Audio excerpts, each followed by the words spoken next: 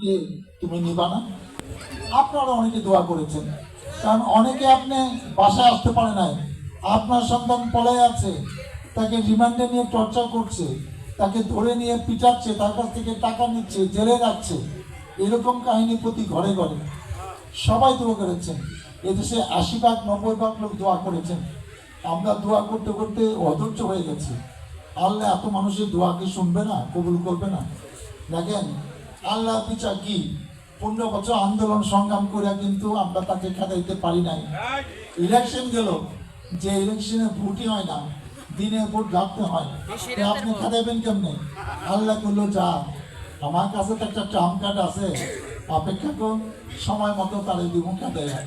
এমনই খেদাইছে, আমরা টিভিতে দেখছি, দেশের বাইরে চলে গেছে, তারপরে হেলিকপ্টার থেকে গাড়িতে উঠতেছে, মনে হয় ছাত্র না, মনে হয় দৌড়ে দৌড়ে আইতেছে, তাই এখনই দৌড়ে।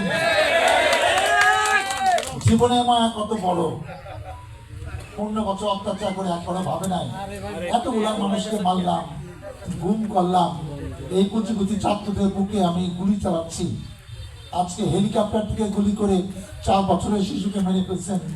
10 বছরের বাচ্চা ছাদে দেখতে গেছে যে কি হচ্ছে, তাকেও মেরে ফেলছেন। এগুলা বিচার হবে না? বিচার মাত্র শুরু হয়েছে, কেউ পায় যাবে না। আয়না ঘরের নামে পরিবার থেকে তুলে নিছেন, পরিবার জানে না তার স্বামী, তার বাবা 8 বছর 7 বছর 10 বছর ওরকম একটা ছোট্ট করে জীবন কাটাচ্ছে। এর নাম রাজনীতি না? এর জন্য দেশ স্বাধীন হয় নাই? এর নাম গণতন্ত্র না? আপনি নিজের যে ক্ষমতাবান বানান, ক্ষমতা তো কিছুই না, ক্ষমতা হলো আল্লাহর কাছে। দেখেন সরকার নিয়ম করেছে, ওরা কত অবৈধ অস্ত্র নিয়েছে, লক্ষ লক্ষ।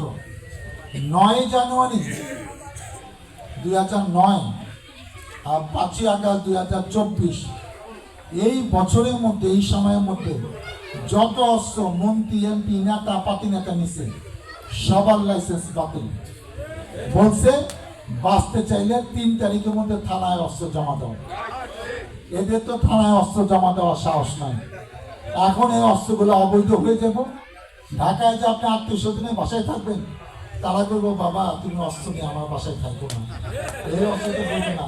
এই অস্ত্রের জ্বালা যন্ত্রণা কি, ঠুস ঠুস করে গুলি করে সামনে অনেক মানুষকে মারছেন 5 তারিখে। এখন অস্ত্র নিয়ে পলানো জায়গা পাইবেন না বাংলাদেশে, অপেক্ষা করুন, সেই অবস্থা চলে আসতেছে। যারা বাড়াবাড়ি করছে এখনো চুপচাপ আছেন, মামলা হয়েছে, পুলিশ হয়তো কইছে এখনো তো আমরা অ্যারেস্ট করবো না, বাসায় থাকেন, 7টা দিন ধরেন, দেরি করেন, সেনাবাহিনী নামতেছে, বাসায় থাকেন, হাড্ডি গুড্ডি ঘোরা করে ফেলবো। 3 বছর চালাইছেন, আবার মামলাও খাইছেন, এখনো এলাকায় আছেন, কিছু মনে করতেছেন না। আমগো যখন মামলা দেন, আমরা ঢাকায় পড়ে থাকি, সেইখান থেকে বলি ধরে আনে, আর সবার থানায় মামলা 1টা 2টা 3টা 4টা 5টা, আপনারা কিছু করবো না? আপনারা না আমগো বাসা চিনে ধরাই দিচ্ছেন, আমাদের লোকরাও বাসা চিনে ধরাই দেবো, অপেক্ষা করুন। আপনি যেরকম করছেন সেরকম কিছু বিচার না হলে তো মানুষ শান্তি পাইবো না, তাদের আত্মীয়রা শান্তি পাইবে না। বিচার কিছু হওয়া দরকার, কিছু জনগণের কর্তৃক হওয়া দরকার, কিছু আইনগতভাবে হওয়া দরকার। কেউ বাঁচবে না যে শেখ হাসিনা এত ক্ষমতা পান, তার নামে 20-30টা মামলা সারা বাংলাদেশে হয়ে গেছে। আপনি মনে করছেন এই মামলা এমনি এমনি? আসল মামলা তো শুরুই হয় নাই। পার্শ্ববর্তী দেশের বুদ্ধি নিয়ে যে বিডিআরকে মারলেন, সেইটা আর্মিদের মারলেন 57 জন কর্মকর্তা, সেটা বিচার হবে না? হেফাজত ইসলামকে যে শাপলা চত্বরে গুলি করে মারলেন, সেগুলা বিচার হবে না? নিরহ কুচি কুচি ছাত্রদের যে আপনি গুলি করে মারলেন, এগুলা বিচার হবে না? হারুন টারুনে হাজার হাজার কোটি টাকা শেখ হাসিনা এক স্টাফ বলে, ড্রাইভার বলে 400 কোটি টাকা মারে, টাকা কোনো মাপন না, কার টাকা? জনগণের টাকা।